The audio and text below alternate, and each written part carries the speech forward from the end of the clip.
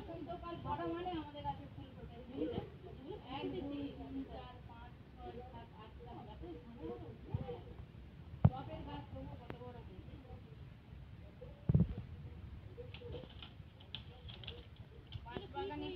বাঁশবাগানে আগুন ধরিয়ে দিয়েছে, মানে পরিষ্কার পরিচ্ছন্ন হচ্ছে, আগুন ধরিয়ে পরিষ্কার পরিচ্ছন্ন হয়ে যাচ্ছে।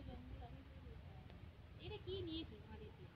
এটা তো আমার মা চুন জ্বালবো দিয়ে কি বড় একটা তৈরি করেছে রুমালের মতো। নমস্কার বন্ধুরা, মমস কিচেন ব্লগ থেকে সবাইকে স্বাগত।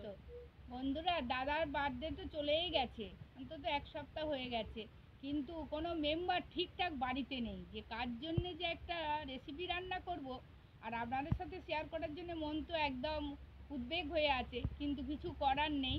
দাদার যে জন্মদিনের রেসিপিটা আজকেরই বানাবো, লাল লাল মটন কষা।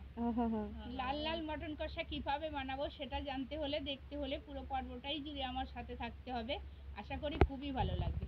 আর আপনারা আমার সাথে থাকলে রেসিপিটার স্বাদ আরও দ্বিগুণ হয়ে যায়। আর দেখুন কীরকম সব পুড়িয়েছে, একদম পুড়িয়ে জঞ্জাল পরিষ্কার হয়ে গেছে। আর ওদিকে তো ম্যালেরিয়া গাছ ভরে গেছে, একদম জঙ্গল, ওদিকে আর আগুনই যায়নি। কাল দুপুরে এমন সময় দিয়েছে, হুট করে ধরে না, মানে ভয় লেগে গেছে।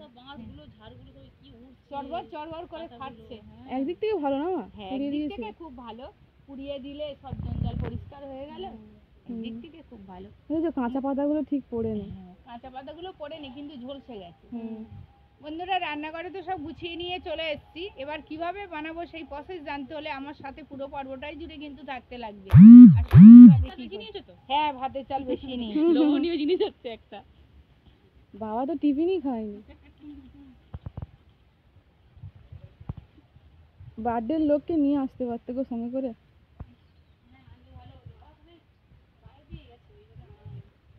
ও, মা তো ভাতই বসিয়ে দিয়েছে গো, তাই জন্য বলি মাছটা গলায় কেন। ভাত তো ফুটেই গেছে, শুধু মটন কষা বানাবো না, কাতলা কালিয়াও বানাবো একটু। তার জন্য মাছ টাছগুলো সব নুন হলুদ লঙ্কা দিয়ে ম্যারিনেট করে নিয়ে চলে এসেছি। ও মামা, তো টেস্টগুলো খুব সুন্দর। আবার মটনটা তো এখান থেকেই কথা বলছে, দারুণ দেখতে না, একদম লাল লাল। প্রচুর গরম পড়েছে, ভাত করতে কিন্তু ঘেমে নিয়ে গেছি, মাছের ঝালও কমপ্লিট হয়ে গেল। এবার মটনটা কিভাবে বানাবো আপনারা দেখতে থাকুন। সময় মটন বানানোর সবার আগের প্রসেস হচ্ছে গরম জল করা। গরম জলটা করেই ঢেলে নেব।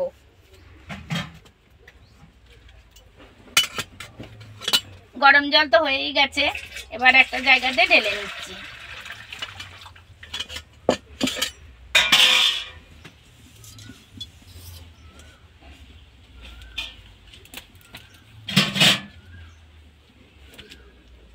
জল তো ঢেলেই নিলাম। এবার কি কি কেটেছি আপনাদের সাথে শেয়ার করছি। বড় বড় ডুমো ডুমো আলু, একটা আলু 4 পিস করেছি, ক্যাপসিকাম, টমেটো, পেঁয়াজ, আদা রসুনের পেস্ট, আর মটন তো ভালো করে ধুয়ে নিয়েছি। আর সাথে টক দই, 100 গ্রাম টক দই, কিছুটা দই মাছের কালিয়াতে দিয়েছি, আর হাফটা রেখেছি মটনের জন্য। এবার কড়ার মধ্যে সর্ষের তেল ইউজ করছি।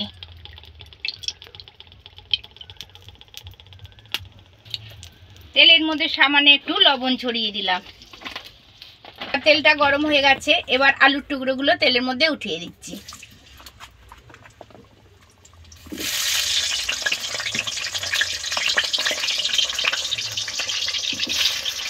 মটন কষা হলেও মেম্বাররা একটু আলু পছন্দ করে, সেই জন্য আলুই দিচ্ছি। মটনের আলুটা এরা বেশি ভালোবাসে।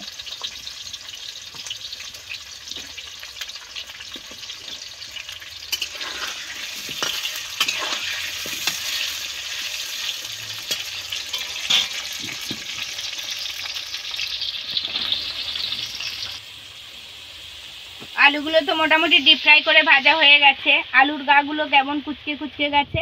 এবার তেল ছেঁকে উঠিয়ে নেব। বেশি ডিপ ফ্রাই করে কালো করে ভাজলে টেস্টি হবে না, সেই জন্য এইভাবে ভেজে উঠিয়ে নিচ্ছি।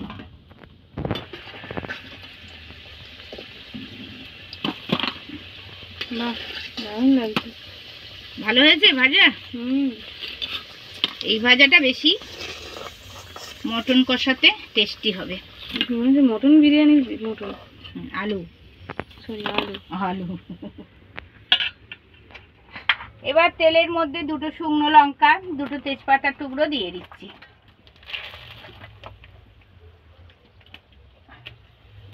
কালার আসার জন্য একটুখানি চিনি অ্যাড করছি।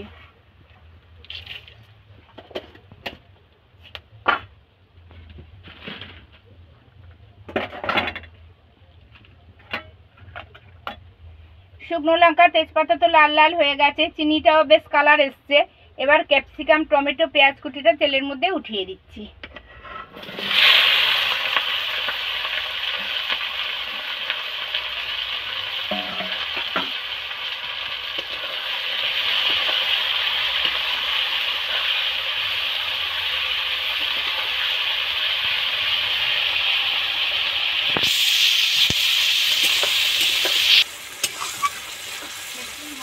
ক্যাপসিকাম তেলের মধ্যে দিয়েছি, দারুণ একটা মিষ্টি ফ্লেভার বেরিয়েছে।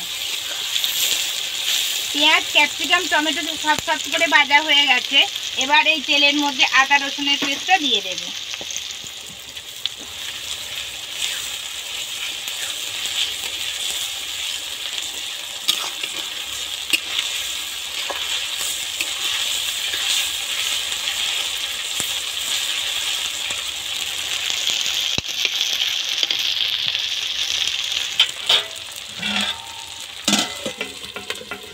কড়াতে তো মশলা রেডি হতেই থাকছে, এদিকে একটা বাটিতে আর একটু মশলা রেডি করে নেব। সবার আগে কিছুটা টক দই নিয়ে নিচ্ছি, সাথে 2 চামচ হলুদ গুঁড়ো, 2 চামচ 3 চামচ লঙ্কা গুঁড়ো,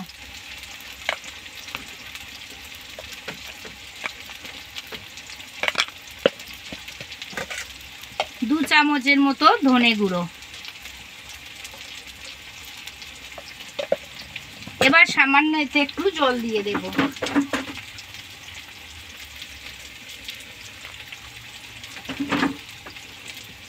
এবার একটা সুন্দর লিকুইড মশলা তৈরি করে নেব।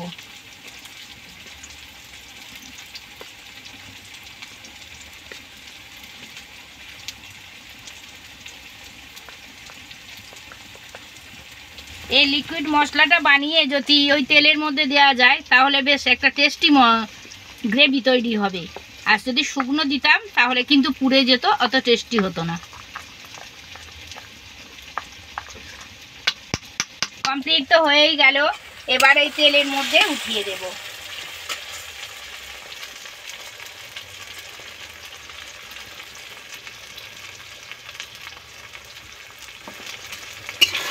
দু 4 মিনিট নেড়ে চেড়ে ভালো করে ভাজতে থাকবো।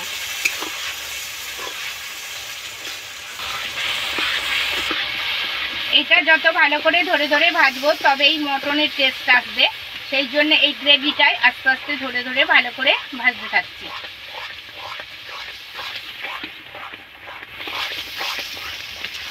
নিবু আছে আস্তে আস্তে 5 মিনিট ভাজতে থাকবো।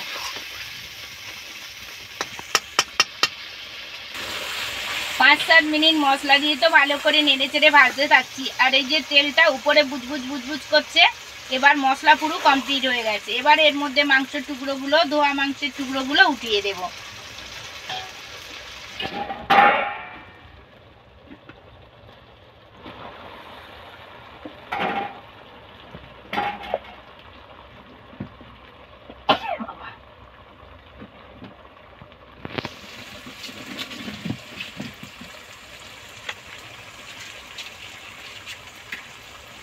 হেভি লাগছে দেখতে,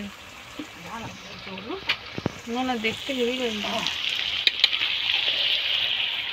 যত এটা মেশাতে থাকবো তত আরোই দেখতে ভালো লাগবে।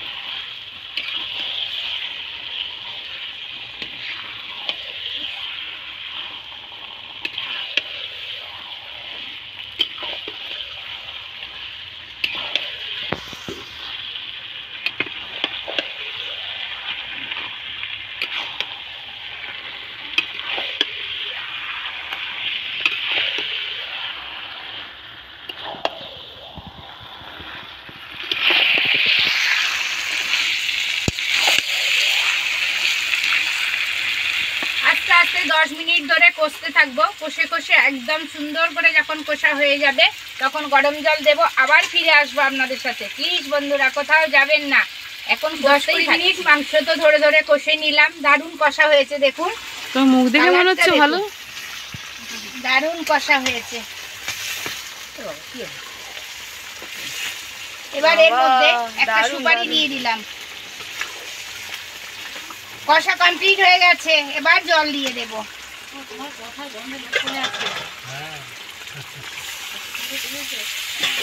ভিডিওটা বন্ধ করে বলবো।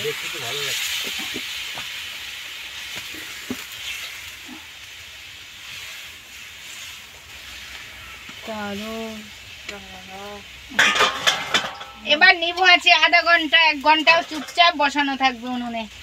চুপচাপ? রান্নিও চুপচাপ থাকবে? রান্নিও বেরিয়ে যাবে, একটু গরমে হাওয়া খাবে। গরমে হাওয়া খাবে, ঠান্ডা হাওয়া খাবে।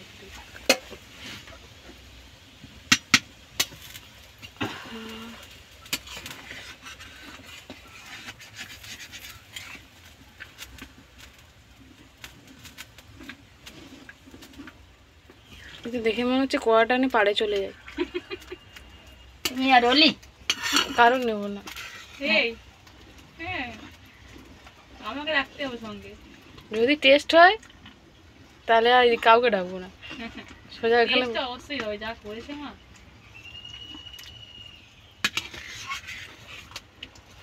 জানো মা, বলো, এই মটনে যদি ছুটি কাউকে ডাকতে হবে না। পিছন পিছন ডাকতে দেবে, আমার ভাগে নেই, কড়া পড়ে আছে।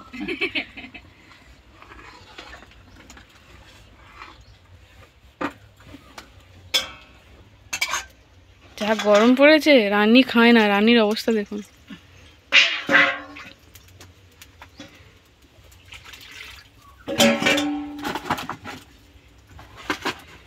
এবার যত কাঠ ঢোকাবে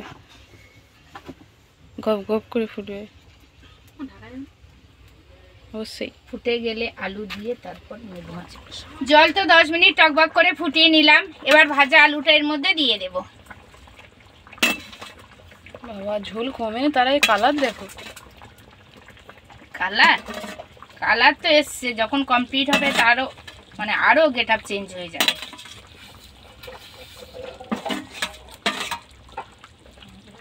এই হচ্ছে রেয়াজি খাসি। আস্তে আস্তে আলুটা নিচে উপরে ভালো করে মিশিয়ে দিয়ে আর নিবু আছে আধা ঘন্টা বসিয়ে রাখবো। মটন গায়ে থাকলে মটন সেদ্ধ হয় না, তাই না? না, মটন থাক আর আমরা ফ্যানের তলায় গিয়ে হাওয়া খেয়ে নিই। ঠিক আধা ঘন্টা টুকবুক টুকবুক করে ফুটবে আর আস্তে আস্তে মিষ্টি একটা গন্ধ বেরোবে। যত কমপ্লিট হয়ে যাবে ততই মিষ্টি গন্ধ বেরোবে। চলো আসছি, আধা ঘন্টা পরে আবার আপনাদের সাথে ফিরে আসবো। নিবু আছে তো বসিয়ে রেখেছিলাম, টুকবুক টুকবুক করে ফুটছে আর সিদ্ধ তো হয়েই গেছে। এবার মোটামুটি কমপ্লিট হয়েই এসছে। এবার ঘি তো দিয়েই দিয়েছি, এবার কিচেন কিং গরম মশলাটাও এর মধ্যে দিয়ে দেবো।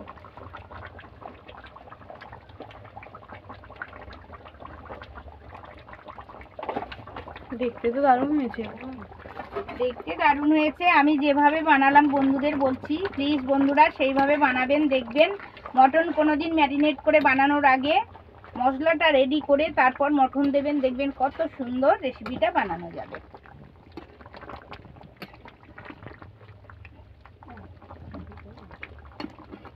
ঝোল কম খাবে বলছো।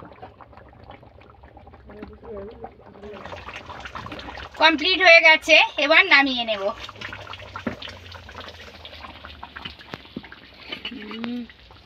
দারুণ সেন্ট বেরিয়েছে।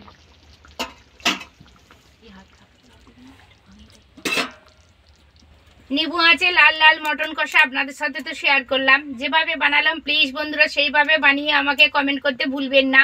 দেখা হচ্ছে পরের ভিডিওতে কোনো এক নতুন রেসিপি নিয়ে আপনাদের সাথে চলে আসব। ভালো থাকবেন, সুস্থ থাকবেন, সাবধানে থাকবেন আর আমার চ্যানেলকে সাবস্ক্রাইব করে আমার পাশে থাকবেন। আর পাশে থাকা বেল আইকনটি ক্লিক করবেন, সমস্ত ভিডিওগুলো সবার আগে আপনাদের কাছে পৌঁছে যাবে। নমস্কার, ধন্যবাদ। বসাবো।